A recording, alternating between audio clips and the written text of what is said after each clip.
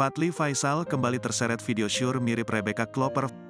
Pemain sinetron dan film Rebecca Klopper kembali ramai diperbincangkan setelah muncul lagi video syur perempuan mirip dengannya. Video syur perempuan mirip Rebecca Klopper ini diketahui berdurasi waktu yang lebih panjang dari sebelumnya. Seketika itu Fadly Faisal kembali ikut terseret video syur mirip Rebecca Klopper. Faisal, ayah Fadly Faisal, enggan mengomentari video syur perempuan mirip Rebecca Klopper. Faisal mengaku sudah tidak mau tahu apapun berita tentang Rebecca Klopper, terutama setelah putus cinta dengan Fadly Faisal.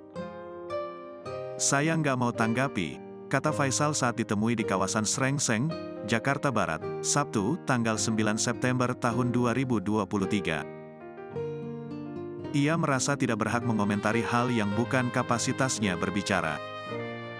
"Kalau mau nanya soal anak saya jawab," kata Faisal. "Tapi kalau soal orang lain, saya nggak mau tanggapi," lanjutnya.